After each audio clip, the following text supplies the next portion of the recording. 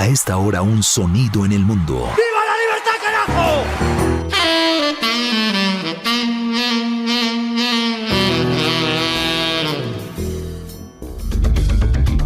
Profesor Quijano, a usted que le encanta esto de la historia económica y además la República tiene un libro bastante amplio sobre los aciertos más importantes y las políticas económicas más importantes de los últimos gobiernos en Colombia, ¿tiene claro el mapeo de las emergencias económicas en la historia colombiana?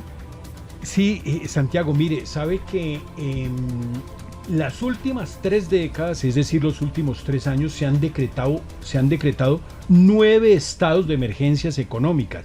La primera fue durante el gobierno de Ernesto Samper en 1997, Andrés Pastrana en 1998 por la crisis del UPAC, Juan Manuel Santos en el 2010 por la temporada de lluvias, en el 2015 lo volvió a hacer por la diáspora de venezolanos a Colombia, en el 2017 hubo la avalancha de Mocoa, ¿se acuerda? Claro. Que hubo 300 muertos y eso es de esas cosas que nos hemos olvidado. En el 2020 Iván Duque hizo una emergencia económica por los efectos de la pandemia.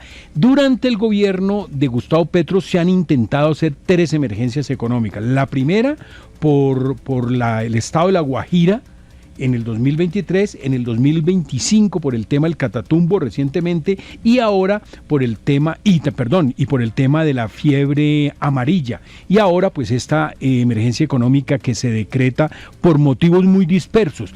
La más parecida, Santiago, a lo que ha pretendido hacer el presidente Gustavo Petro fue la de Ernesto Samper, que en 1997 el alto déficit fiscal del país argumentó para hacer la emergencia económica. La Corte Constitucional del momento y le dijo, no, por mal manejo económico no hay emergencia económica. Pues justamente, vamos a hacer ese recorrido histórico, Sonidos del Mundo, hoy un poco disruptivo, don Azuri.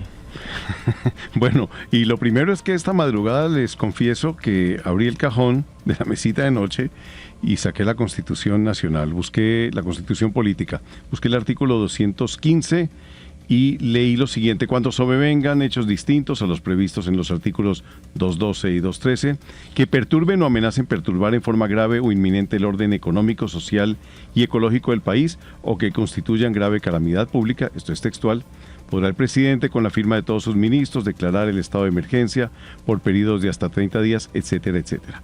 Pero también abrí otro cajón, el de los archivos, y los voy a invitar a este recorrido, aunque puede ser incómodo y nos va a recordar episodios hasta dolorosos en el país, nos va a refrescar la memoria sobre momentos en los que los presidentes han echado mano de esa facultad constitucional excepcional para sortear las crisis. Prometo ser puntual y breve. Hoy no es al azar, es intencional que ubicamos nuestro micrófono en esos momentos históricos de donde tomamos prestados los sonidos.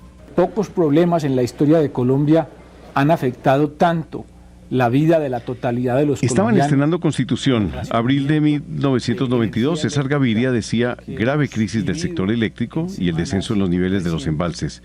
Hay que decretar emergencia.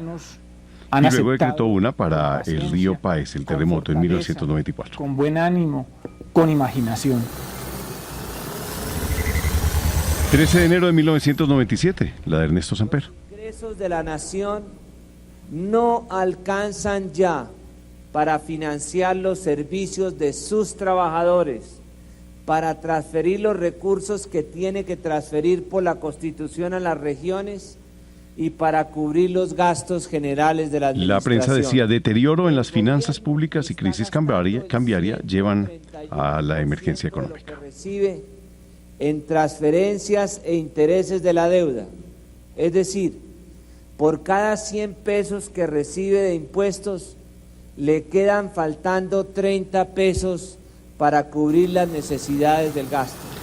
Vamos al 16 de noviembre de 1998, presidente Andrés Pastrana. La experiencia que han vivido otros países demuestra que si no actuamos inmediatamente para evitar un mayor deterioro y para aliviar la carga que hoy tienen los deudores, la crisis financiera puede convertirse en una catástrofe y el país puede sufrir entonces una verdadera parálisis Titular de prensa, el presidente busca evitar una catástrofe financiera. Bueno, un año después, el terremoto del eje cafetero, otro estado de excepción para atender la crisis humanitaria y económica de la región. Ahora y hacia el futuro, el sector financiero.